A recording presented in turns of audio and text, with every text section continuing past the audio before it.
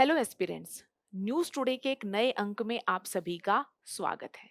चलिए देखते हैं आज की प्रमुख सुर्खियां। आज की प्रमुख सुर्खियों में सबसे पहले जो खबर कवर की गई है वो है राष्ट्रीय सांख्यिकी कार्यालय द्वारा भारत में प्रवासन का जो सर्वेक्षण आयोजित किया जाने वाला है वो। अगर आगे बढ़ा जाए तो भारत और अरब लीग के बीच दिल्ली घोषणा पत्र पर हस्ताक्षर हुए हैं। साथ ही भारत और संयुक्त राज्य अमेरिका के बीच जो है एक महत्वपूर्ण व्यापार समझौते पर हस्ताक्षर किए गए हैं और ये वो व्यापार समझौता है जिसकी प्रतीक्षा या बात लंबे समय से चल रही थी। इसके अलावा केंद्रीय बजट 26-27 में डेडिकेटेडली क्रिटिकल मिनरल कॉरिडोर हम डेवलप करने की बात कर रहे हैं ताकि क्रिटिकल मिनरल्स की आपूर्ति को बढ़ाया जा सके। अगर संक्षिप्त सुर्खियों की बात की जाए तो power gap index, debt GDP ratio, bond yield, advance pricing agreement है ना, इस प्रकार की अनेक संक्षिप्त सुर्खियां भी हैं जो चर्चा में बनी रही। तो चलिए शुरुआत करते हैं आज की प्रमुख खबरों के साथ। जैसा हमने अभी देखा था, आज की प्रमुख खबरों में है कि एनएसओ नेशनल स्टैटिस्टिकल ऑफिस के द्वारा संपूर्ण भारत में माइग्रेशन पर सर्वेक्षण आयोजित किया जाने वाला है। और इस सर्वेक्षण की अवधि क्या होगी, कब ये सर्वेक्षण आयोजित किया जाएगा, तो जुलाई 2026 से जून 2027 के दौरान ये जो सर्वेक्षण है ये आयोजित किया जाएगा। और इस माइग्रेशन सर्वेक्षण में हमारे यहाँ माइग्रेशन का मैग्नीट्यूड क्या है, माइग्रेशन की प्रकृति क्या है, यानी किस प्रकार का माइग्रेशन है, लिंग आधार पर क्या प्रकृति है, महिलाओं के संदर्भ में क्या ट्रेंड है, पुरुषों के संदर्भ में क्या ट्रेंड है, ग्रामीण शहरी माइग्रेशन के संदर्भ में हमें क्या ट्रेंड देखने को मिल रहा है, और साथ ही भारत में माइग्रेशन हो रहा है तो उसके कारण क्या है, हर एक पहलुओं पर डिटेल में सर्वे आयोजित किया जाएगा। तो सिंपल सा कारण है, एनएसओ के द्वारा माइग्रेशन सर्वेक्षण आयोजित किया जाने वाला है जिसके चलते इस न्यूज आर्टिकल को हम पढ़ रहे हैं। एग्जाम पॉइंट ऑफ व्यू से इस न्यूज आर्टिकल की रेलिवेंसी यह है कि इसमें माइग्रेशन के संदर्भ में कुछ की टर्मोलॉजी और कुछ की ट्रेंड आपको पता चल जाते हैं कि यदि ऐसा कोई प्रश्न आपसे प्रारंभिक परीक्षा में पूछा जाए या फिर मुख्य परीक्षा में पूछा जाए तो आप उसका उत्तर देने की स्थिति में रहें। तो चलिए देखते हैं कि आगे क्या कुछ है जो इस न्यूज आर्टिकल में कवर किया गया है। सबसे पहले ये बताया गया है कि भारत में हालिया प्रवसन के रुझान आखिर किस प्रकार के रहे हैं। तो देखिए, सबसे पहले यहां पर यह बताया गया है कि भारत में कुल प्रवासन दर 28.9% रही है। और ये जो आंकड़ा है हमें कौन प्रस्तुत कर रहा है, पीरियोडिक लेबर फोर्स सर्वे 2020-21 का आंकड़ा है जो कह रहा है कि भारत में कुल प्रवसन दर क्या रही है, 28.9%। इसका तात्पर्य क्या होता है कि इस निश्चित समय अवधि के भीतर 1000 लोगों के ऊपर हम देखें या 1000 लोगों के सापेक्ष देखें तो कितने लोगों ने माइग्रेट किया। तो भारत में माइग्रेशन की यह दर लगभग लगभग 29% के आसपास रही। लेकिन इस दर में पुरुषों और महिलाओं के संदर्भ में भारी अंतराल देखने को मिला। सामान्य समझ ये बनती है कि भारत में पुरुषों में प्रवसन की दर अधिक होगी। क्यों? क्योंकि पुरुषों के द्वारा आर्थिक गतिविधियों के लिए ग्रामीण से शहरी या छोटे शहर से बड़े क्षेत्रों की तरफ गमन की प्रवृत्ति देखी जाती है। लेकिन वास्तविकता यह है कि भारत में जो माइग्रेशन है उसमें पुरुषों के सापेक्ष महिलाओं की भूमिका अधिक है। तो चलिए देखते हैं कि पुरुष बनाम महिला प्रवसन के संदर्भ में क्या स्थिति है। देखिए, प्रवसन की दर जहां पुरुषों में 10.7% है, वहीं महिलाओं में ये दर लगभग लगभग 48% है। और इसके पीछे कारण क्या है? अगर कारण खोजोगे तो कारण बड़ा ही सरल है। कारण ये है कि महिलाओं को जो है विवाह जैसे कारणों के चलते माइग्रेट करना पड़ता है, यानी एक स्थान को छोड़कर दूसरे स्थान तक जाना पड़ता है। इसलिए जितनी कुल महिलाएं माइग्रेट करती है, अगर उसमें से भी हम देखें कि सबसे प्रमुख कारण क्या है, तो उनमें से भी 87% के आसपास का कारण क्या है, विवाह। और अगर हम कुल माइग्रेट करने वाले पुरुषों के संदर्भ में बात करें तो पुरुषों के बीच प्रवसन का जो प्रमुख कारण है और जो लगभग 23% तक जिम्मेदार कारक भी है, वो क्या है? रोजगार के अवसर यानी आर्थिक लाभ। तो एक तो हमें रुझान ये पता चलता है कि भारत में पुरुषों की तुलना में महिलाओं में प्रवसन की दर अधिक है और उसका प्रमुख कारण है विवाह। अगर पुरुषों के संदर्भ में चर्चा की जाए तो पुरुषों द्वारा जो एक स्थान को छोड़कर दूसरे स्थान पर जाया जाता है या जो माइग्रेशन किया जाता है, उस हेतु प्रमुख जिम्मेदार कारक है आर्थिक कारक यानी रोजगार के अवसर। इसके अलावा कोई स्थान विशेष अगर आपको कुछ विशेष सुविधाएं दे जिनके चलते आप आकर्षित होकर उस स्थान तक पहुंच जाए, तो उन्हें हम किस नाम से जानते हैं? उन्हें हम पुल फैक्टर के नाम से, यानी वो फैक्टर जो आपको अपनी तरफ खींच रहे हैं, आकर्षित कर रहे हैं। इसके अलावा एक स्थान जहां आप रह रहे हैं, वहां कुछ ऐसे फैक्टर हैं जो आपको स्थान से निकलने के लिए विवश करते हैं, उन्हें हम पुश फैक्टर के नाम से जानते हैं। जैसे पुल फैक्टर क्या हो सकता है जो आपको आकर्षित करे? अगर किसी स्थान विशेष पर अच्छी सुख सुविधाएं हैं, रोजगार के अवसर, अच्छे अवसर हैं, बेहतर एमिनिटीज हैं, तो वो क्या हो सकता है? Pull factor. जहां आप एट प्रेजेंट रह रहे हो, अगर वहां अच्छी शिक्षा सुविधा नहीं है, अच्छी चिकित्सा सुविधा नहीं है, अच्छे रोजगार के या आमदनी अर्जित करने के अवसर नहीं है, जिसके चलते आप उस स्थान से कहीं दूसरे स्थान पर जाते हो, तो ये फैक्टर क्या है? पुश फैक्टर, यानी आपको बाहर निकालने या धकेलने वाले फैक्टर।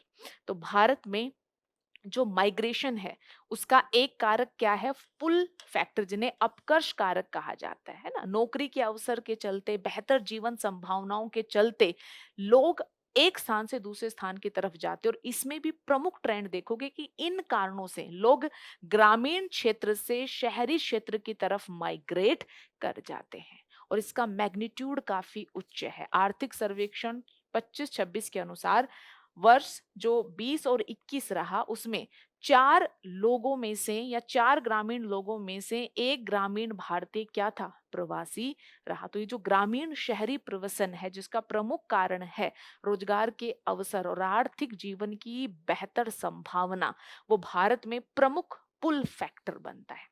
अगर पुश फैक्टर की बात की जाए, तो जिस स्थान पर आप रह रहे हो रोजगार के अच्छे अवसर नहीं है, कम वेतन है, पर्यावरणीय दशाएं अनुकूल नहीं है, प्राकृतिक आपदाओं का बार बार सामना करना पड़ता है, तो ये सारे कारक हैं जो किसकी भूमिका निभाते हैं? पुश फैक्टर की भूमिका निभाते हैं।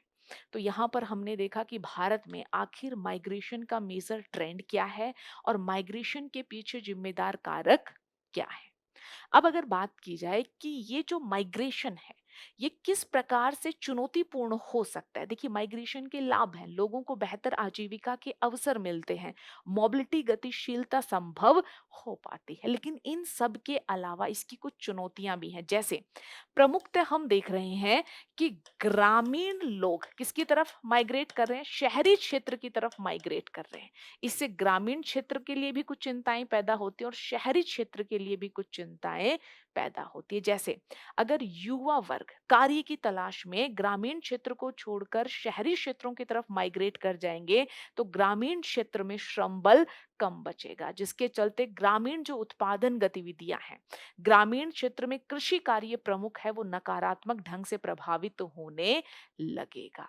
एक तो ये प्रभाव हमें ग्रामीण अर्थव्यवस्था पर देखने को मिलता है, और दूसरा जरा सोचिए किसी क्षेत्र विशेष से अगर ग्रामीण युवा आबादी का, और उसमें भी प्रमुखतः पुरुष, क्योंकि पुरुष आर्थिक कारणों से बाहर जा रहे हैं, तो वहां की जो पूरी डेमोग्राफिक व्यवस्था है वो चरमरा जाएगी, क्योंकि उस क्षेत्र विशेष से युवा आबादी बाहर निकल चुकी होगी और केवल जो निर्भर आबादी यानी बच्चे, महिलाएं या वृद्ध नागरिक ही आपको उस क्षेत्र विशेष में देखने को मिलेंगे, जो पारिवारिक संबंधों को भी प्रभावित करते हैं। और साथ ही इसे हम ग्रामीण ब्रेन ड्रेन के नाम से भी जान सकते हैं, क्योंकि ग्रामीण क्षेत्र में इकोनॉमिकली एक्टिव या जो बुद्धिशील जीव था वो निकलकर शहरों की तरफ माइग्रेट कर जाता है, जो कहीं ना कहीं ग्रामीण परिवेश की जो विकास संभावनाएं हैं उसे भी प्रभावित करता है।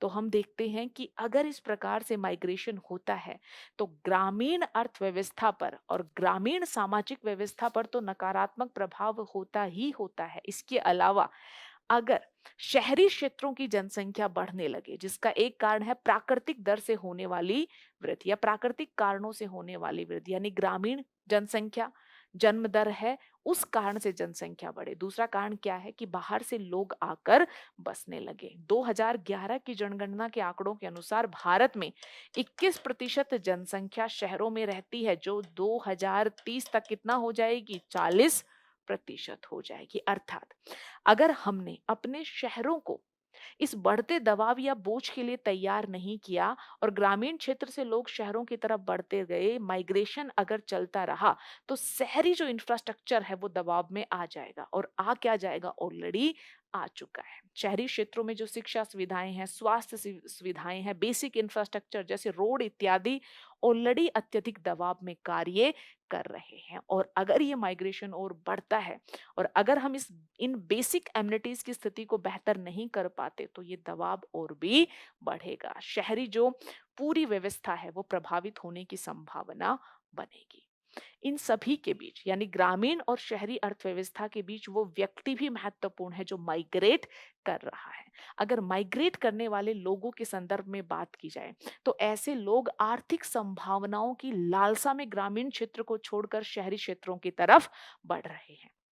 यदि जिस प्रकार का रोजगार वो चाह रहे हैं वैसा रोजगार ना मिले और अधिकांशतः लोगों को हम देखते हैं कि कम जो है आय वाले रोजगार के साथ ही समझौता करना पड़ता है। तो चूंकि जीवन में जो है शहरों में लाइफ कॉस्ट, लिविंग कॉस्ट अत्यधिक है ना? ऑलरेडी जो आवासन इत्यादि है वो दबाव में काम कर रहा है। तो ऐसे लोगों को हम देखते हैं कि ना ही तो रहने सहने की अच्छी स्थान मिल पाता, कार्य की दशाएं भी इतना अनुकूल नहीं रहते और साथ ही जो शहरों के इर्द-गिर्द बढ़ रहा स्लम क्षेत्र है वो कहीं न कहीं इस कहानी की पुष्टि करता है कि अगर ये माइग्रेशन बढ़ता रहे और लोगों को रहने का स्थान, बेहतर स्वास्थ्य सुविधाएं, बेहतर कार्य दशाएं ना मिले, तो ये लोगों के स्वास्थ्य और लोगों के जीवन स्तर को भी नकारात्मक ढंग से प्रभावित कर सकता है। तो माइग्रेशन जहां आर्थिक अवसर पैदा करता है, वहीं अनेक प्रकार की चिंताओं का भी कारण बनता है।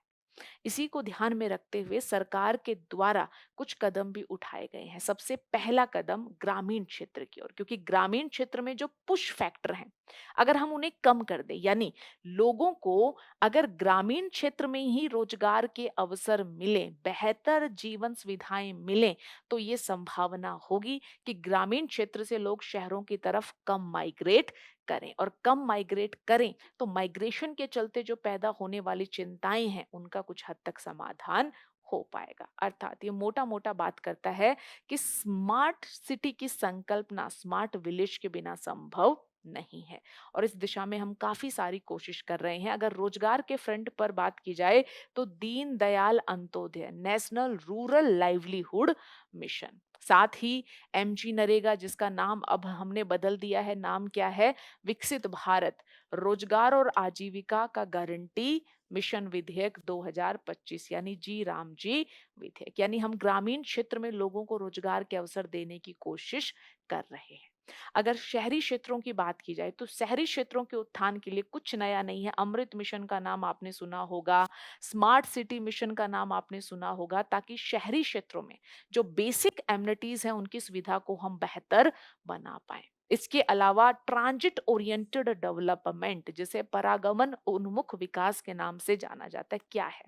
देखिए बेसिकली ये शहरी विकास या नियोजन का एक तरीका है। इसमें हम क्या करें कि जो पब्लिक मोड ऑफ ट्रांसपोर्टेशन है, जो भी हमारी बसावट है, जो भी व्यवसायिक यूनिट है, उनको आसपास स्थापित किया जाए ताकि लोग वॉकिंग के माध्यम से जो मोड ऑफ ट्रांसपोर्टेशन है उनसे कनेक्ट हो पाए, जिससे कि प्राइवेट व्हीकल्स की आवश्यकता कम पड़े, सड़कों पर जाम कम लगे और कार्बन उत्सर्जन भी कम हो पाए। तो इसी को हम ट्रांजिट ओरिएंटेड डेवलपमेंट के नाम से जानते हैं। यानी शहरी क्षेत्र के विकास के लिए, बेहतर नियोजन के लिए भी सरकार कोशिश कर रही है और साथ ही श्रमिकों के कल्याण के लिए भी, जैसे प्रधानमंत्री श्रम योगी मानधन योजना, क्या है? असंगठित क्षेत्र के जो श्रमिक हैं उनके लिए एक पेंशन व्यवस्था, ताकि उन्हें सामाजिक सुरक्षा प्रदान की जा सके। इसके अलावा प्रधानमंत्री गरीब कल्याण अन्न योजना, जिसका उद्देश्य है कि सभी को, है ना, पूरक के तौर पर कुछ खाद्यान्न बिना किसी कीमत के मिल पाए। पीडीएस के माध्यम से आप देखोगे नेशनल फूड सिक्योरिटी एक्ट के तहत जो मैंडेट है कि प्रति व्यक्ति 5 केजी खाद्यान्न, जो पहले आप देखोगे गेहूं चावल कुछ बेयर मिनिमम प्राइस 3-2 रुपए केजी पर चावल और गेहूं मिल रहे थे, अब उसका जीरो मूल्य कर दिया गया है ताकि लोगों को जो है खाद्य सुरक्षा की स्थिति तक पहुंचाया जा सके। इसके अलावा हम देखेंगे one nation one ration card, ताकि यहाँ से वहाँ माइग्रेट करने वाले जो लेबर हैं वो सरकार द्वारा उपलब्ध किए जा रहे मूलभूत लाभों से वंचित ना हो। तो इस प्रकार से ग्रामीण क्षेत्र को लेकर, शहरी क्षेत्र को लेकर और प्रवासित करने वाले मजदूरों के कल्याण को लेकर सरकार ने जो है बहुत सारे इनिशिएटिव की शुरुआत की है, ताकि उनके कल्याण को सुनिश्चित किया जा सके। बट मूल यही है कि हमें स्मार्ट शहर अगर बसाने हैं तो स्मार्ट विलेज के कंसेप्ट पर काम करना पड़ेगा, और साथ ही आज की आवश्यकता अनुरूप शहरों को अधिक स्मार्ट बनाना पड़ेगा, शहरी नियोजन पर ध्यान देना पड़ेगा। तो एनएसओ इस प्रकार का एक प्रवासन सर्वेक्षण आयोजित करने वाला है, जिसके चलते इस पूरे न्यूज आर्टिकल को हमने पढ़ा। तो आप देखोगे माइग्रेशन के कंसेप्ट को हम ज्योग्राफी में भी पढ़ते हैं, इसके इकोनॉमिक कॉन्सिक्वेंसेस है और इकोनॉमिक रीजंस है जिनके चलते माइग्रेशन होता है। और माइग्रेशन सोसाइटी के पॉइंट ऑफ व्यू से भी जरूरी है, क्योंकि इसके सोसाइटल इम्पैक्ट भी होते हैं। तो जहां जहां ये तीनों टॉपिक आपको नजर आए जिस जिस जीएस पेपर में, तीनों के पॉइंट ऑफ व्यू से ये टॉपिक इंपॉर्टेंट हो जाता है। और मैं बार बार कहती हूँ, आज के समय है इंटरडिसिप्लिनरी अप्रोच। तो किसी भी टॉपिक को पढ़ो तो होलिस्टिक जो है तरीके से पढ़ो, ताकि कुछ भी पूछा जाए तो आप कवर करने की स्थिति में रहो।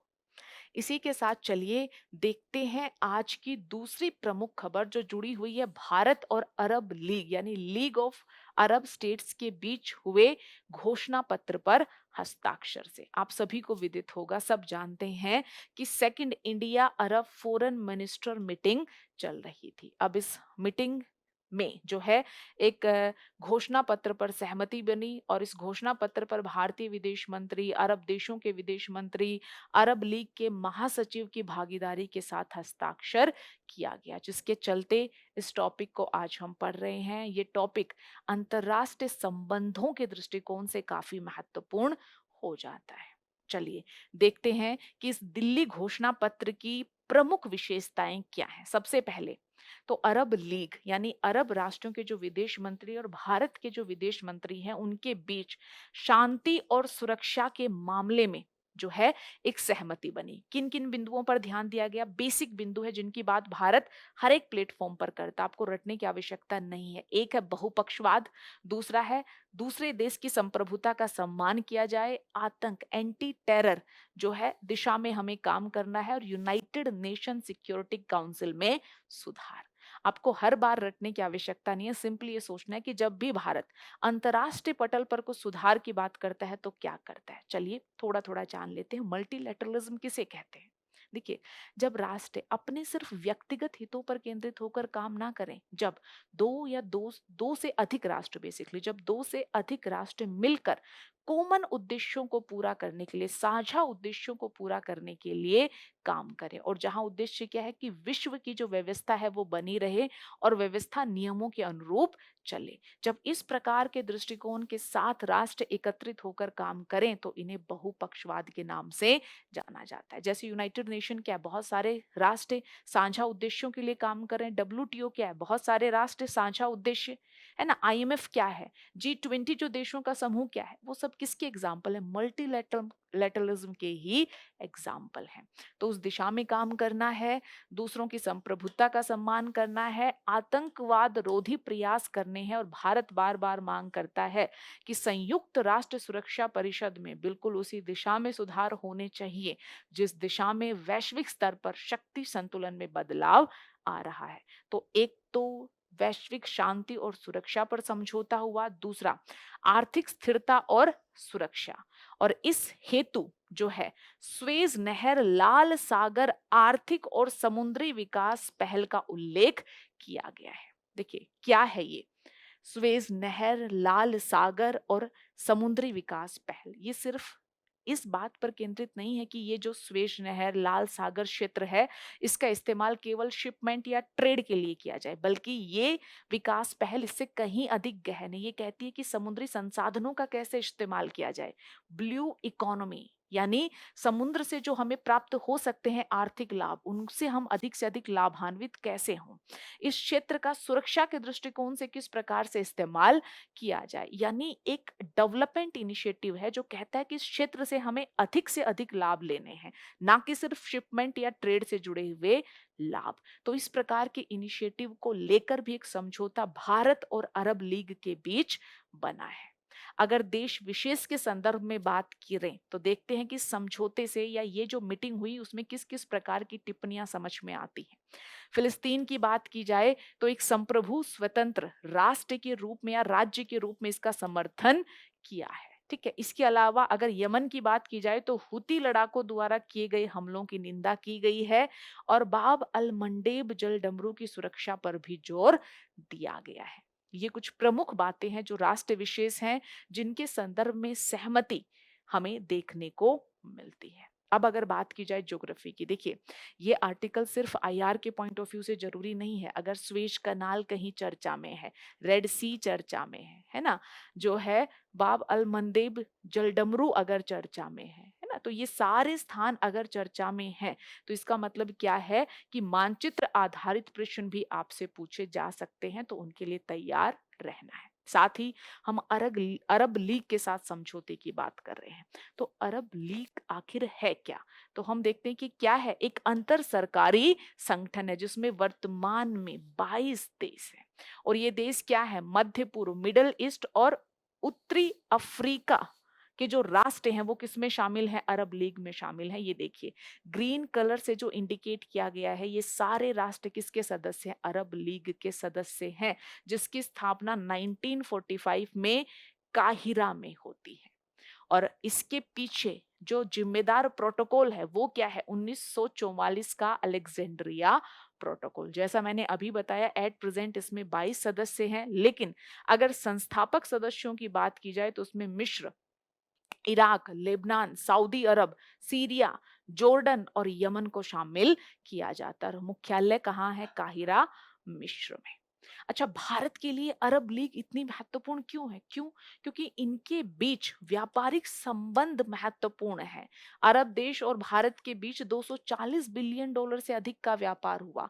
भारत अपनी एनर्जी और फर्टिलाइजर जैसी आवश्यकताओं के लिए किस पर निर्भर है, अरब लीग पर निर्भर है। अपनी कच्ची तेल आवश्यकता का लगभग 47% और फर्टिलाइजर आवश्यकता का लगभग 50% यहीं से ही प्राप्त करता है। इतना ही नहीं, सामरिक स्ट्रैटेजिक इंपॉर्टेंस भी है इन देशों की। क्यों? क्योंकि भारत का जो व्यापार है वो किस रूट से होता है, प्रमुखतः स्वेज नहर, लाल सागर और यहाँ पर है अदन की खाड़ी। स्वेज नहर, लाल सागर, अदन की खाड़ी, इस रूट के माध्यम से भारत का व्यापार होता है। और भारत के बहुत सारे प्रवासी लोग भी हैं, लगभग लगभग 9 मिलियन या 90 लाख के आसपास, जो अरब लीग देशों में रहते हैं। तो भारतीय डायस्पोरा की बात की जाए, स्ट्रैटेजिक रिलेशंस की बात की जाए, इकोनॉमिक इंपॉर्टेंस की बात की जाए, हर एक पॉइंट ऑफ व्यू से अरब लीग भारत के लिए महत्वपूर्ण है। और अरब लीग और भारत के बीच अगर किसी घोषणा पर हस्ताक्षर होते हैं तो इसे भारत के लिए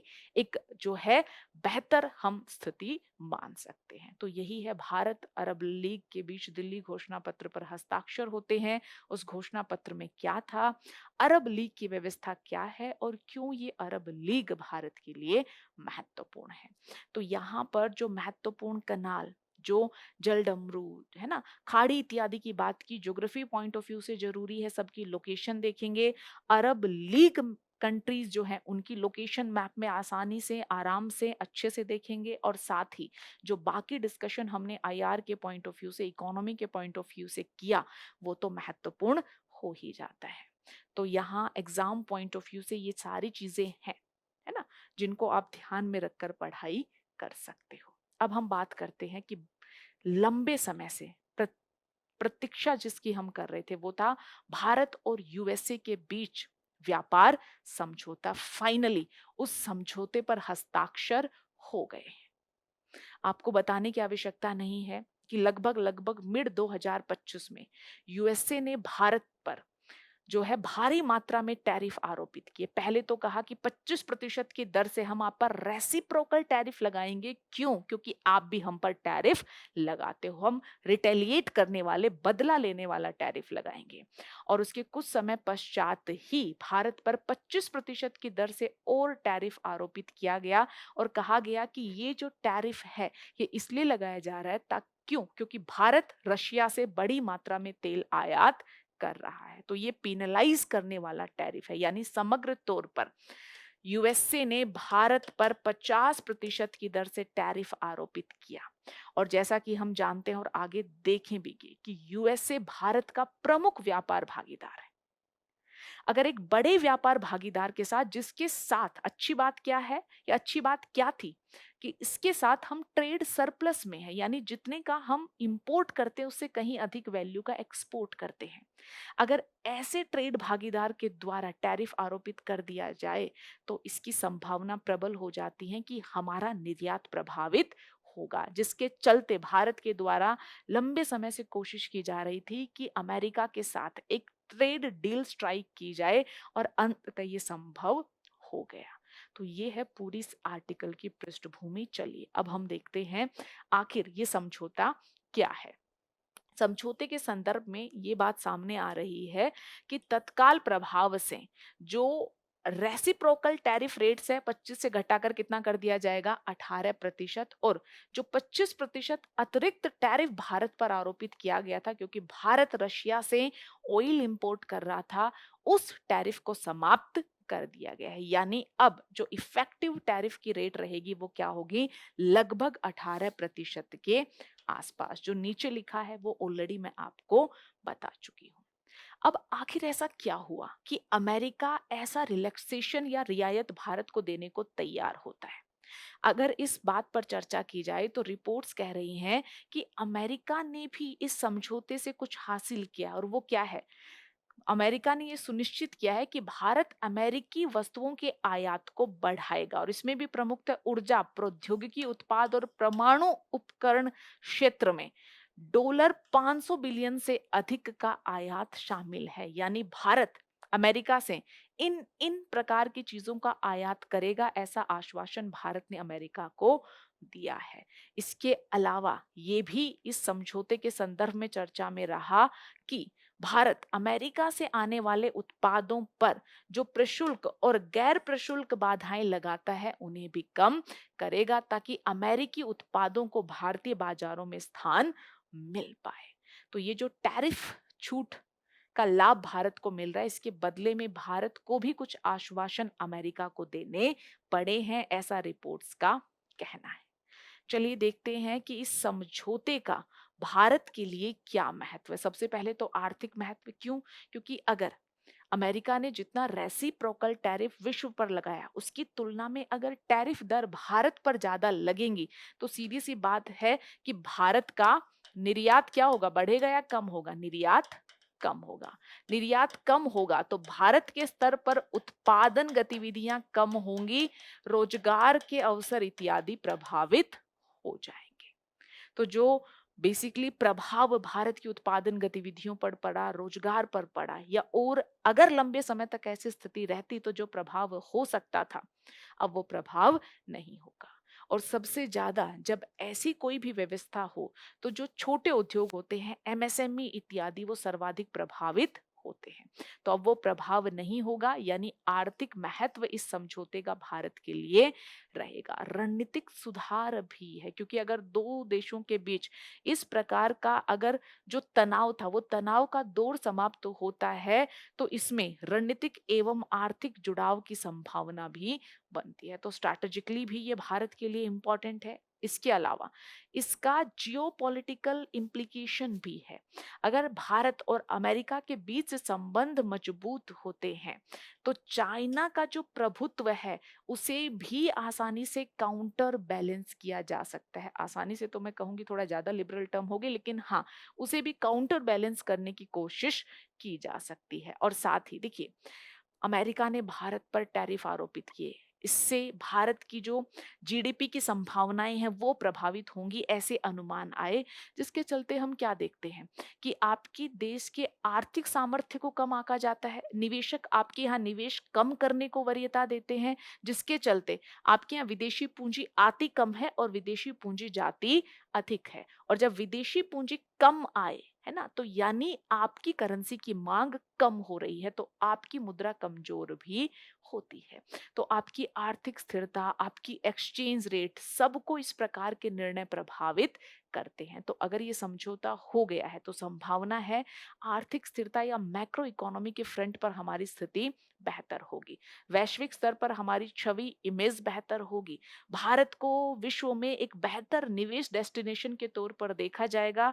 और साथ ही ये भी संभावना है रुपी जो गिरकर $1 के सापेक्ष 91 रुपीस तक जा चुका है, अब भारतीय रुपी भी कुछ मजबूत होगा, गिरावट कम होगी, इसकी संभावना भी नजर आ रही है। तो ये सारे प्रभाव इस समझौते के हो सकते हैं। अब ये एक अकेला समझौता इतना बड़ा बदलाव कैसे ला सकता है? कारण है जैसा मैंने थोड़ी देर पहले बताया। कारण क्या है कि अमेरिका भारत का शीर्ष व्यापार भागीदार है। अगर हम बात करें 25 की, वित्त वर्ष 25 की, तो दोनों के बीच द्विपक्षीय व्यापार $132 बिलियन के आसपास रहा। और ना सिर्फ बड़ा व्यापार भागीदार है, अगर भारत के शीर्ष 10 व्यापार भागीदारों की बात की जाए तो अमेरिका ऐसा है जिसके साथ भारत सरप्लस की स्थिति में है ना। तो इस पॉइंट ऑफ व्यू से भारत और अमेरिका के बीच होने वाला व्यापार महत्वपूर्ण हो जाता है। इतना ही नहीं, अमेरिका भारत में निवेश भी करता है, या फिर मैं कहूं कि भारत में जो एफडीआई आता है, फॉरेन डायरेक्ट इन्वेस्टमेंट आता है, उसमें सिंगापुर और मॉरिशस के बाद तीसरे स्थान पर कौन आता है? अमेरिका आता है। और जिसकी अमाउंट 25 में कितनी रही? $70 बिलियन के आसपास। अगर हम ये देखें कि दोनों एक दूसरे के साथ ट्रेड क्या करते हैं, तो भारत क्या निर्यात करता है? फार्मास्यूटिकल, इंजीनियरिंग वस्तु, इलेक्ट्रॉनिक्स, रत्न आभूषण इत्यादि। और अमेरिका से हम आयात क्या करते हैं? कच्चा तेल, एलएनजी, विमान और पुर्जे, रक्षा उपकरण इत्यादि। अब चूंकि भारत और अमेरिका का ये समझौता इतना चर्चा में रहा, तो ये सिर्फ समझौता ही नहीं बल्कि इनके जो ट्रेडिशनल व्यापारिक संबंध है, क्या स्थिति है, कौन सी रैंक पर निवेश के मामले में, व्यापार के मामले में, क्या आयात करते हैं, क्या निर्यात करते हैं, ये सारी चीजें परीक्षा पॉइंट ऑफ व्यू से जरूरी हो जाती हैं। तो सिर्फ करंट ही नहीं बल्कि करंट से आपको स्टैटिक को भी पकड़ना सीखना है, वहां से क्वेश्चन सॉल्व होंगे।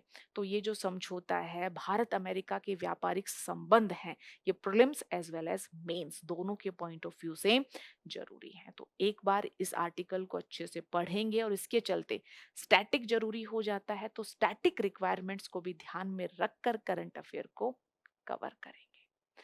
चलिए आगे बढ़ते हैं और देखते हैं आज का अंतिम प्रमुख आर्टिकल जो जुड़ा हुआ है कॉरिडोर से। लेकिन ये कॉरिडोर कौन सा कॉरिडोर है? ये कॉरिडोर है डेडिकेटेड क्रिटिकल मिनरल कॉरिडोर, है ना। तो basically dedicated critical mineral corridor का तात्पर्य क्या है? देखिए, इसका सरल तात्पर्य है ज्योग्राफिकली कनेक्टेड जोन, है ना, जिसमें हम क्या करेंगे? क्रिटिकल मिनरल्स का अन्वेषण करना, उनका खनन करना, उनको प्रोसेस करना, इस पूरी व्यवस्था को इंटीग्रेट करने की कोशिश करेंगे। और इसी हेतु एक गलियारे की घोषणा बजट 26-27 में की गई है। अब मैं बार बार बताती हूँ, आई थिंक मेरे ही साथ जो न्यूज टुडे का आपका लास्ट अंक था उसमें हमने देखा कि क्रिटिकल मिनरल पूरे साल से चर्चा में बने हुए हैं। और ये चर्चा बजट में भी देखने को मिली। क्यों? क्योंकि हमारी वित्त मंत्री निर्मला सीतारमन जी के द्वारा जो है समर्पित या डेडिकेटेड दुर्लभ भूतत्व गलियारे की घोषणा की गई है। तो critical minerals prelims as well as mains दोनों के दृष्टिकोण से महत्वपूर्ण है। टॉपिक इतना चर्चा में है कि जरूरी नहीं है सरफेस की बातें पूछी जाए, उसके डिटेल में जाकर भी प्रश्न आपसे पूछा जा सकता। और ध्यान रहे, विगत जो प्रारंभिक परीक्षा हुई उसमें भी क्रिटिकल मिनरल से जुड़ा हुआ क्वेश्चन था।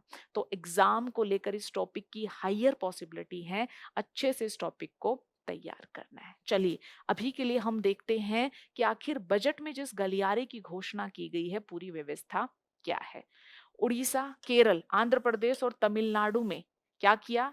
ये गलियारा निर्मित किया जाएगा, है ना। और यहाँ पर प्रमुखतः क्रिटिकल मिनरल्स में भी प्रमुखतः जो रेयर अर्थ परमानेंट मैग्नेट्स हैं, उनके खनन, प्रसंस्करण, अनुसंधान और निर्माण पर ध्यान दिया जाएगा। तो सबसे पहला जो तथ्यात्मक क्वेश्चन, आंख बंद कीजिए और मुझे बताइए कि किन राज्यों के बीच ये गलियारा बनेगा। विचार कीजिए, कौन से राज्य हैं? उड़ीसा, केरल, आंध्र प्रदेश और तमिलनाडु। और प्रमुखतः रेयर जो क्रिटिकल मिनरल्स हैं उनमें भी रेयर अर्थ परमानेंट मैग्नेट का हम अन्वेषण, खनन, निर्माण या फिर जो है परिष्करण पर हम ध्यान देंगे। तो प्रीलिम्स पॉइंट ऑफ व्यू से ये महत्वपूर्ण स्टेटमेंट है जिन पर ध्यान देना है। अब रेयर अर्थ परमानेंट मैग्नेट क्या होता है? ये बहुत ही स्ट्रॉन्ग मैग्नेट गुण वाला मैग्नेट होता है जिसका इस्तेमाल इलेक्ट्रॉनिक वाहन और जो है विंड टरबाइन जनरेटर के लिए किया जाता है। इस्तेमाल कहाँ हो रहा है? क्लियर क्लियर क्या समझ में आ रहा है? इसका सर्वाधिक महत्व किसमें है? क्लीन एनर्जी के मामले में है। यानी अगर भारत वैश्विक स्तर पर अपनी क्लीन एनर्जी से जुड़ी हुई प्रतिबद्धताओं को पूरा करना चाहता है तो उस मामले में हमारे लिए रेयर अर्थ परमानेंट जो मैग्नेट्स हैं वो महत्वपूर्ण हो जाते हैं। इसीलिए इस प्रकार का गलियारा डेवलप करने की घोषणा भी की गई है और ये भी उम्मीद है कि 2030 तक इन REPMs की मांग बढ़कर दोगुनी हो जाएगी। तो एक तो बिंदु मैं क्लियर कर देती हूँ कि हमें समझ में आता है कि ये जो रेयर अर्थ परमानेंट मैग्नेट्स हैं ये क्लीन एनर्जी, रिन्यूएबल एनर्जी के लिए की हैं। अच्छा, इसके अलावा और क्यों महत्वपूर्ण है? क्यों? क्योंकि अभी इन क्रिटिकल मिनरल्स के लिए हमारी निर्भरता आयात पर है और अगर आयात की भी बात की जाए तो हमारी निर्भरता सर्वाधिक किस पर है? चीन पर है। भारत जो रेयर अर्थ परमानेंट मैग्नेट्स मंगवाता है, अगर मूल्य के आधार पर बात की जाए तो 60 to 80% आयात कहां से कर रहे हैं? चाइना से।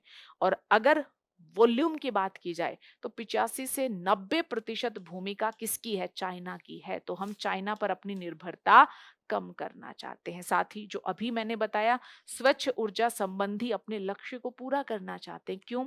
2030 तक हमने अपनी एनर्जी बास्केट के लिए या ओवरऑल क्लाइमेट गोल्स को लेकर हमने पंचामृत लक्ष्य रखे हैं।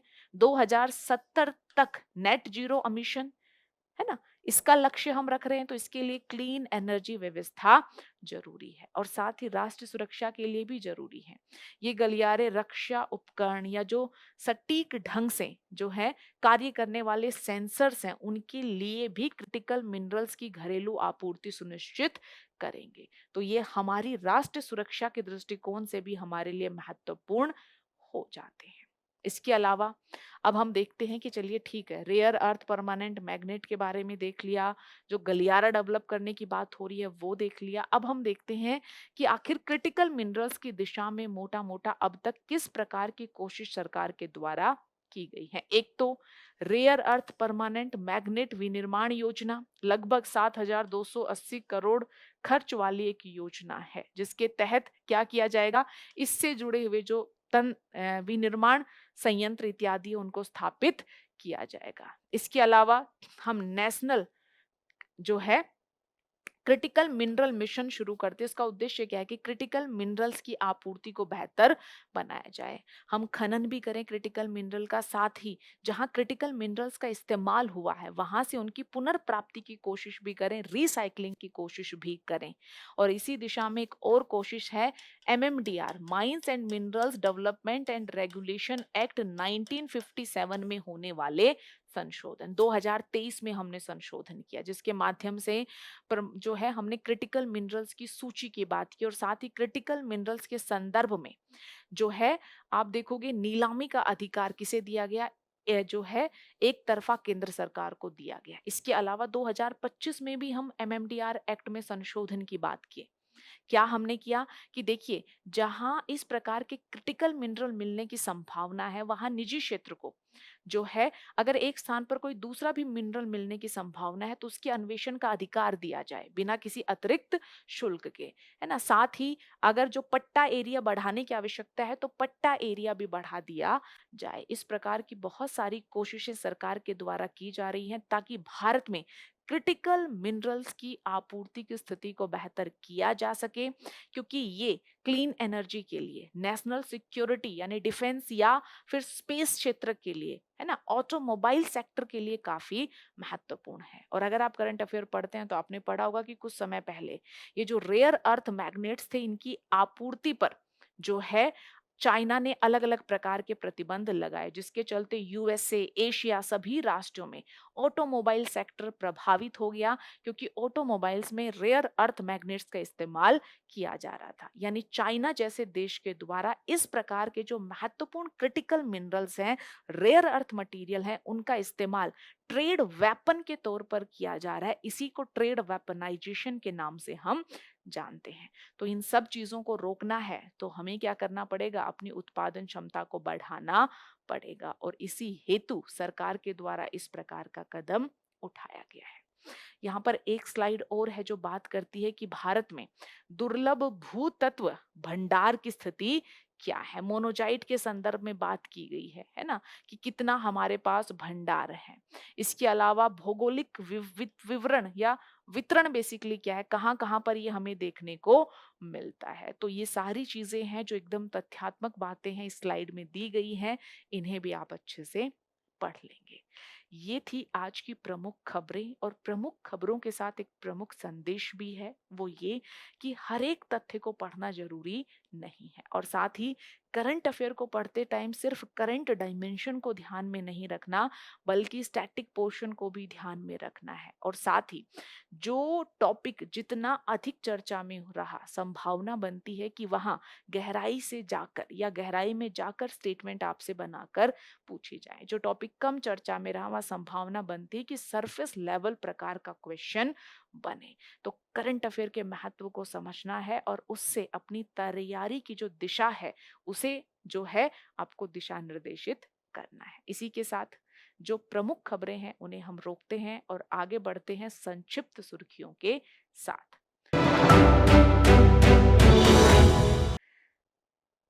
संक्षिप्त सुर्खियों की बात की जाए तो आज की पहली संक्षिप्त सुर्खी जुड़ी हुई है पावर गैप इंडेक्स से। Power gap index actually Bharat का जो अभी आर्थिक सर्वेक्षण 25-26 आया है, उसमें पावर गैप इंडेक्स की चर्चा की गई है। तो सबसे पहले देखते हैं कि आखिर ये इंडेक्स है क्या, कौन जारी करता है और यह इंडेक्स किस बारे में बात करता है। तो basically Asia power index Australia स्थित एक लोवी इंस्टीट्यूट के द्वारा प्रत्येक वर्ष जारी किया जाता है, और ये जो एशिया पावर इंडेक्स है, इसमें लगभग 27 देशों के संदर्भ में 8 विषयों और 131 संकेतकों के आधार पर रैंक प्रदान करने की कोशिश की गई है, जिसमें कौन कौन से क्षेत्र हैं, सैन्य क्षमता क्या है, आर्थिक क्षमता और संबंध, कूटनीतिक और सांस्कृतिक प्रभाव, है ना, और रेजिलियंस किस प्रकार की है किस देश में, ये सारे फैक्टर्स हैं जिनको कंसिडर किया जाता है। और कंसिडर करके अब प्रमुख बात है जिस पर ध्यान देना है वो ये कि ये जो पावर गैप इंडेक्स है, इस प्रकार के फैक्टर्स को कंसीडर करके देखा जाता है कि किसी देश का जो इन्फ्लुएंस है, प्रभाव है, वो क्या होना चाहिए, किसके आधार पर, उसकी विभिन्न विभिन्न क्षमताओं के आधार पर, और एग्जैक्टली उसका कितना इन्फ्लुएंस या प्रभाव है, इस बीच का जो गैप है, उस गैप को आइडेंटिफाई करने का काम करता है पावर गैप इंडेक्स। और इस इंडेक्स का कहना है कि भारत का पावर गैप है -4 के आसपास। 2025 का जो इनका संस्करण है ये इस बात की चर्चा कर रहा है। इसका मतलब क्या है कि भारत जितनी बड़ी इकोनॉमिक पावर है, जितना भारत के पास रिसोर्स बेस है, जितना कल्चरल डाइवर्सिटी है, यानी इन सब चीजों के होते हुए आपको जो है एक विशेष आपका इन्फ्लुएंस होना चाहिए, प्रभाव होना चाहिए, आप अपनी शक्ति का इस्तेमाल करें या आपके पास उस प्रकार की स्थिति होनी चाहिए, उसकी तुलना में भारत जो है कम प्रभाव या कम इन्फ्लुएंस रखता है, यानी ये नेगेटिव गैप। अगर पॉजिटिव गैप है तो इसका मतलब क्या हुआ, जितना आपका संसाधन क्षमता या सामर्थ्य है उसकी तुलना में आपका प्रभाव अधिक है। तो इस इंडेक्स में भारत जो है लगभग -4 अंक का जो है पावर गैप रखता है, अर्थात भारत अपनी पूरी रणनीतिक क्षमता का सही ढंग से उपयोग नहीं कर पा रहा। इस बात को ये पावर गैप इंडेक्स इंगित करता है। तो चूंकि आर्थिक सर्वेक्षण में ये चर्चा में रहा, इसलिए जानना जरूरी है। प्रारंभिक परीक्षा में कौन जारी करता है, क्या दिखाता है, भारत की रैंक क्या है, यहाँ से प्रश्न पूछे जाने की संभावना है। चलिए, बजट में एडवांस प्राइसिंग एग्रीमेंट के नियमों को तर्क संगत बनाया गया, निवेशक अनुकूल बनाया गया, जिसके चलते एडवांस प्राइसिंग एग्रीमेंट चर्चा में रहा। इससे पहले कि बजट में क्या प्रमुख बदलाव किया गया है, क्या सुधार किया गया है, इसकी चर्चा करें, सबसे पहले हम देखते हैं कि आखिर ट्रांसफर प्राइसिंग क्या होता है। देखिए, एक मूल कंपनी हो सकता है, उसकी दो यूनिट्स हो जो अलग अलग देश में काम कर रही हो, या हो सकता है मूल कंपनी ना हो, ये दो यूनिट हो जो एक दूसरे से परस्पर कनेक्टेड है। ये दो कंपनीज हो जो एक दूसरे से परस्पर कनेक्टेड हैं और दो अलग अलग देशों में काम कर रही हैं। इनके द्वारा जब एक दूसरे से वस्तु या सेवाओं के चलते लेन देन किया जाए, तो जिस मूल्य पर लेन देन हो उस मूल्य को हम ट्रांसफर प्राइसिंग के नाम से जानते हैं। लेकिन कई बार क्या देखा गया है कि जब रिलेटेड एंटिटीज एक दूसरे से लेन देन करती हैं, तो बेस इरोजन और प्रॉफिट शिफ्टिंग की संभावना बनती है। यानी क्या देखा जाता है कि मान लीजिए एक तरफ है इंडिया और दूसरी तरफ है मॉरिशस जैसा कोई भी देश या कोई भी अन्य देश जो टीएच यानी टैक्स हेवन है। तो भारत में काम करने वाली ये एंटिटी अपने लाभ को कहाँ ट्रांसफर कर देती है? टैक्स हेवन देश में ट्रांसफर कर देती है। क्यों? क्योंकि वहां लाभ अगर ज्यादा दिखेगा, तो ज्यादा लाभ दिखने के बाद भी कर की दर कम होगी, तो कर दायित्व या लाइबिलिटी कम हो जाएगी। इसे बेस इरोजन या प्रॉफिट शिफ्टिंग के नाम से जाना जाता है। अब चूंकि जो रिलेटेड एंटिटीज हैं उनके द्वारा ऐसा किया जाने की प्रवृत्ति देखी जाती है, तो जो कर प्राधिकरण है और जो कंपनी है जो ऐसा कर रही है या ऐसा करने की संभावना है, उनके बीच विवाद की स्थिति बन जाती है, कर अटक जाता है। और ये जो विवाद की स्थिति है, ये कहीं ना कहीं भारत में ईज ऑफ डूइंग बिजनेस को भी बाधित करती है। तो हमारा जो प्रत्यक्ष कर अधिनियम है, उसके तहत जो प्रत्यक्ष कर प्राधिकरण है, वो क्या करती है? विभिन्न विभिन्न ऐसी कॉरपोरेशंस के साथ क्या करती है? एडवांस्ड प्राइस एग्रीमेंट करती है। यानी पहले से ही हम समझौता कर लें कि देखिए, आपस में जुड़ी हुई आपकी जो पार्टी है, उनसे आप लेन देन करोगे तो किस प्रकार की मूल्य व्यवस्था का अनुसरण किया जाएगा, ताकि लेन देन के बाद कर के मामले में किसी भी प्रकार का कोई विवाद ना बने। इस प्रकार का समझौता जो कॉरपोरेशन और कर प्राधिकरण के बीच होता है, उसे एडवांस प्राइसिंग एग्रीमेंट के नाम से जाना जाता है। ठीक है। अब एक टर्म और है, सेफ हार्बर नियम का मतलब क्या? सेफ हार्बर का मतलब क्या? कि जब कर प्राधिकरण कहे कि देखिए, जो आप ट्रांसफर प्राइस हमें बता रहे हो, किस मूल्य पर आपने खरीदा या बेचा, हम उसी को अंतिम मान लेंगे और उस पर कोई स्क्रूटनी या कोई समीक्षा नहीं करेंगे, ताकि ये जो हमारे कॉरपोरेशंस इत्यादि हैं, ये कर के मामले में ही ना फंसे। और ऐसे मामले जब आते हैं, तो विदेश से जो कोई अपनी कंपनी यूनिट भी भारत में स्थापित करना चाहता है, तो वो हिचकिचाता है। क्यों? क्योंकि उनको लगता है कि कर जैसे मामलों में वो फंस जाएंगे। तो ईज ऑफ डूइंग बिजनेस बढ़ाने के लिए एडवांस प्राइसिंग एग्रीमेंट या सेफ हार्बर जैसे नियमों का हम अनुसरण कर रहे हैं। तो ये है पूरा कंसेप्चुअल बेस। अब हम बात करते हैं कि आखिर बजट जो है उसमें किस प्रकार की घोषणा की है। तो विवादों और मुकदमों को कम करने के लिए आईटी से जुड़ी हुई जो सेवाएं हैं, उन्हें सूचना प्रौद्योगिकी सेवाओं की ही एक श्रेणी में रखा गया है और उनके लिए एक समान सेफ हार्बर मार्जिन तय कर दिया गया है। अच्छा, पात्रता की सीमा क्या है? 300 करोड़ से बढ़ाकर 2000 करोड़ कर दी गई है ना। तो सिंपल यही है कि अगर ये लिमिट है, जो है वैल्यू है, इसके भीतर तक अगर कोई भी एंटिटी है, कोई भी मामला बनता है कि उन्होंने एक दूसरे से लेन देन की, चाहे वो आप देखोगे कि आईटी सेवाओं से जुड़ा हुआ लेन देन ही क्यों ना हो, तो जो आप मूल्य कह रहे हो कि हमारे बीच ट्रांसफर प्राइस है और ये उचित है, उसी को अंतिम मान लिया जाएगा और उसकी कोई समीक्षा नहीं होगी, ताकि कर प्राधिकरण और कॉरपोरेट्स के बीच होने वाले जो विवाद के मामले हैं उन्हें कम किया जाए और ईज ऑफ डूइंग बिजनेस को बढ़ाया जाए। तो प्रारंभिक परीक्षा के दृष्टिकोण से ये अवधारणा और करंट डेवलपमेंट दोनों ही महत्वपूर्ण है। अगली जो संक्षिप्त सुर्खी है वो जुड़ी हुई है टैक्स टू जीडीपी रेशियो। और टैक्स टू जीडीपी रेशियो भी चर्चा में रहा। क्यों? क्योंकि बजट में सरकार ने घोषणा की है कि 26-27 की जो हमारी अवधि है, उसमें हमारा डेट टू जीडीपी रेशियो घटकर कितना हो जाएगा या कितने तक पहुंचाना है? 55.6% के आसपास पहुंचाना है। सबसे पहली बात कि डेट टू जीडीपी रेशियो क्या होता है, सिर्फ जो है हाइपोथेटिकल डेटा। अगर आपकी जीडीपी 100 है और उसके सापेक्ष आप पर 55.6 रुपए का उधार का बोझ है, तो आपका डेट टू जीडीपी रेशियो कितना हो जाएगा, 55.6%। अब ये डेट टू जीडीपी रेशो आज के समय में अत्यधिक चर्चा में है, पहले भी चर्चा में था, लेकिन कुछ कारण है जिसके चलते पिछले 1-2 साल से डेट टू जीडीपी रेशो पर अधिक बल दिया जा रहा है। कारण क्या है, आप सभी अवगत होंगे कि भारत में एफआरबीएम एक्ट 2003 है, fiscal responsibility and budget management act, जो केंद्र सरकार को ये लक्ष्य देता है कि केंद्र सरकार को कैसे फिस्कल कंसोलिडेशन के पाथ पर बढ़ना है और अपने घाटों इत्यादि को सीमित करना है। इसके तहत अब तक जो प्रमुख लक्ष्य रखा जाता था वो फिस्कल डेफिसिट रखा जाता था, लेकिन 26-27 ऑनवर्ड हमारी वित्त मंत्री निर्मला सीतारमण जी ने कहा है कि हमारा जो लक्ष्य होगा मेन, जिसे सरकार फॉलो करेगी, वो डेट टू जीडीपी रेशियो रहेगा। और हमारा लॉन्ग टर्म लक्ष्य क्या है, मध्यम अवधि में मोटा मोटा हम क्या देख रहे हैं कि 2031 तक debt to GDP ratio 50 plus minus 1 जो यहाँ लिखा गया है, यहाँ तक हमें लेकर आना है। और इसी दिशा में इस जो है वित्त वर्ष, जो आने वाला वित्त वर्ष है, जिसके लिए हमने बजट की घोषणा की है, उसमें लक्ष्य कितना है, 55.6, और धीरे धीरे कम करके 2031 तक 50 प्लस माइनस 1 के लेवल पर हमें डेट टू जीडीपी रेशो को लेकर आना है। तो कहाँ क्या व्यवस्था है, ये सारी बातें मैंने आपको बता दी हैं। अब डेट टू जीडीपी रेशो को संतुलित रखना क्यों आवश्यक है, क्यों, क्योंकि डेट टू जीडीपी रेशो ये दिखाता है कि सरकार की ऋणग्रस्तता की स्थिति क्या है।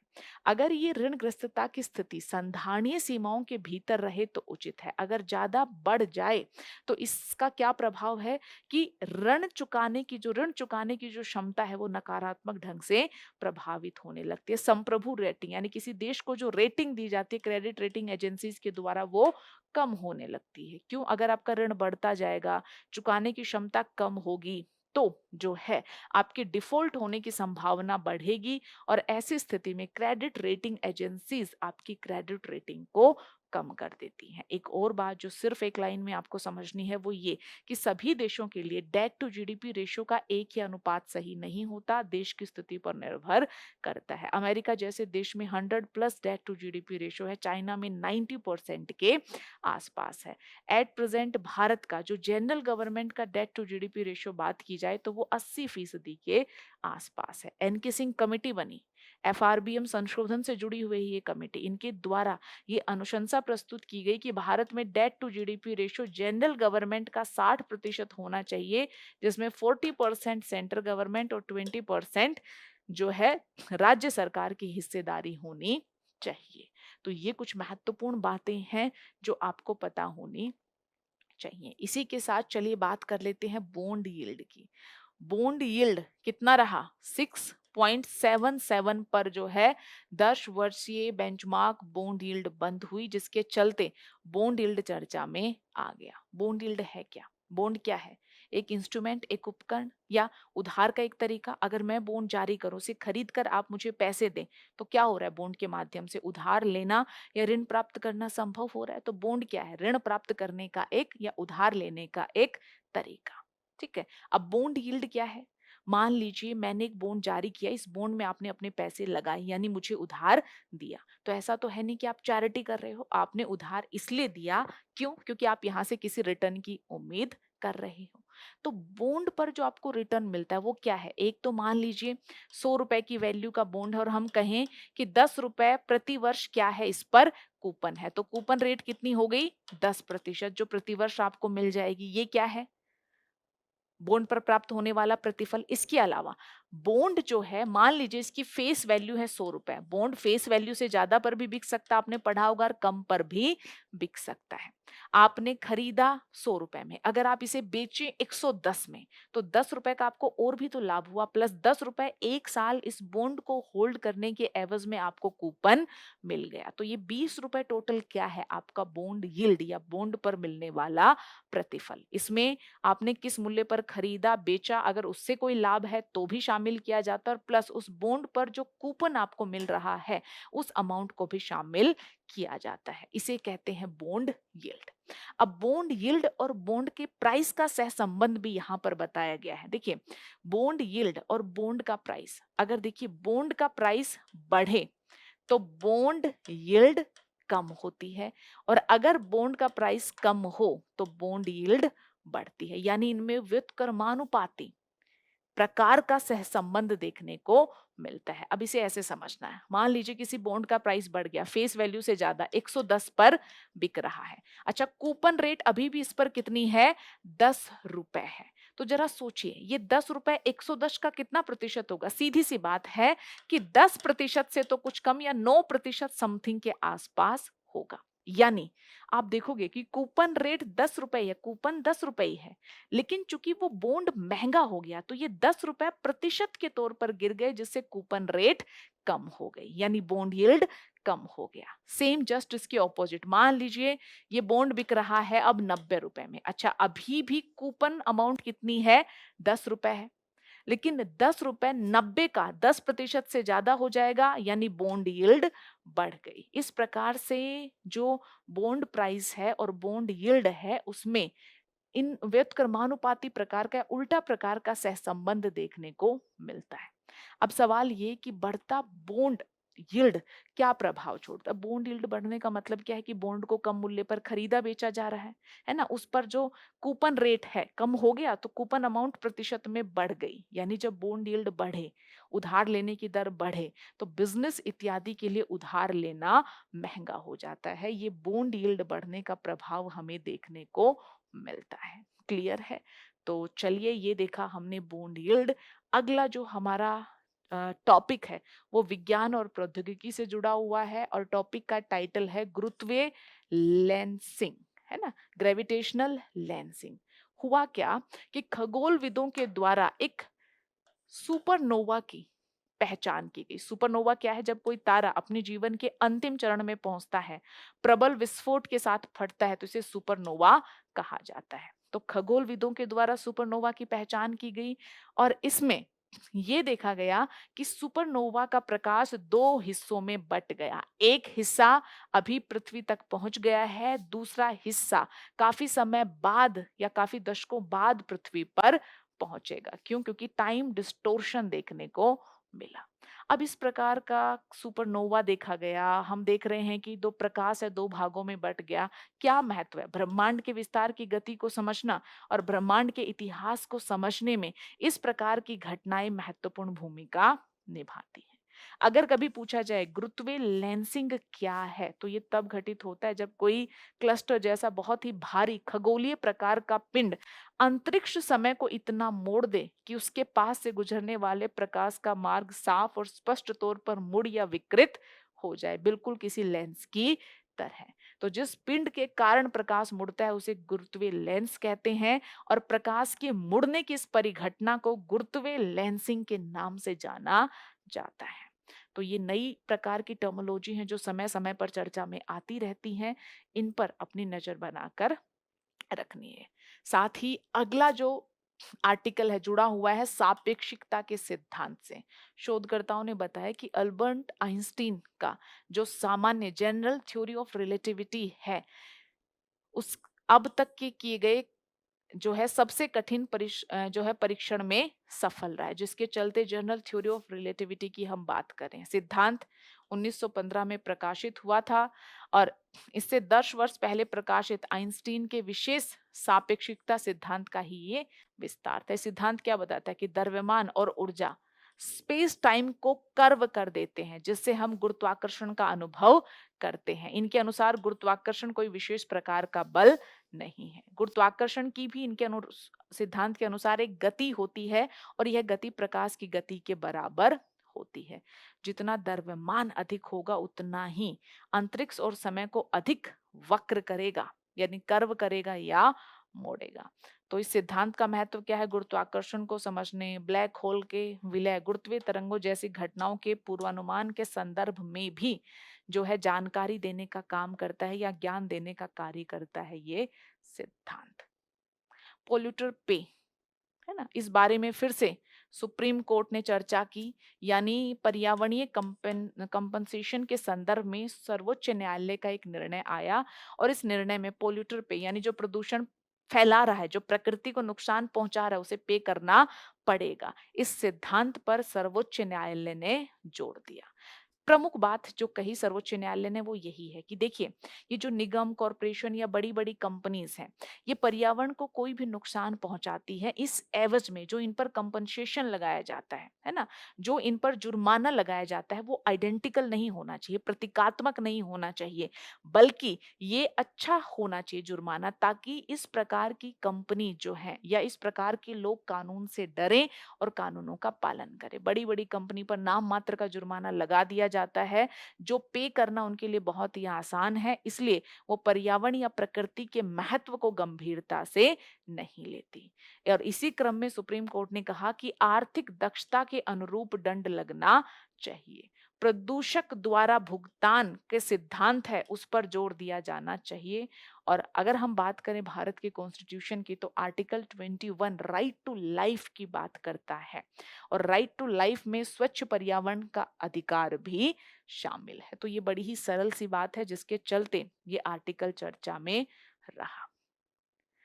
अगला आर्टिकल जुड़ा हुआ है 16वें वित्त आयोग की अनुशंसाओं से। वित्त आयोग की सारी अनुशंसा, क्राइटेरिया एक बार अच्छे से पढ़ लेंगे। यहाँ पर स्पेसिफिकली आपदाओं के संदर्भ में उन्होंने कुछ सुझाव दिया है, जिसके चलते हम 16वें वित्त आयोग को पढ़ रहे हैं। 16वें वित्त आयोग ने क्या कहा कि आकाशीय बिजली और जो लू या हीट वेव है, उन्हें भी राष्ट्र स्तर पर अधिसूचित आपदाओं की सूची में शामिल किया जाना चाहिए।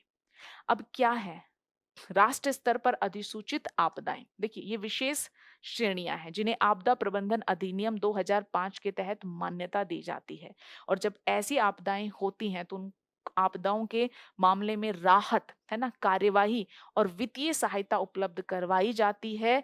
और ऐसी आपदाओं के लिए स्टेट डिजास्टर रिलीफ फंड और नेशनल डिजास्टर रिलीफ फंड से सहायता दी जाती है। और ऐसी आपदाओं की सूची में अभी जिन आपदाओं को हमने शामिल किया, उसमें चक्रवात, सूखा, भूकंप, आगजनी, बाढ़, सुनामी, ओलावृष्टि, भूस्खलन, हिमस्खलन, बादल फटना, कीट हमले, पाला और शीतलहर शामिल है।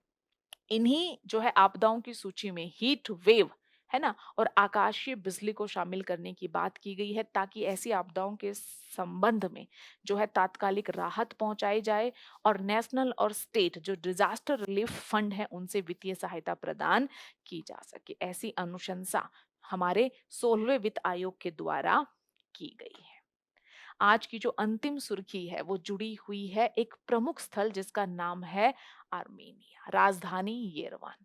अब कारण क्या है? भारत के चीफ ऑफ डिफेंस स्टाफ द्वारा 4 दिवसीय अधिकारी दौरा किया गया, जिसके चलते ये स्थान चर्चा में रहा। ये लैंड लॉक कंट्री है, जिसकी लोकेशन आप यहाँ पर देख पा रहे होंगे।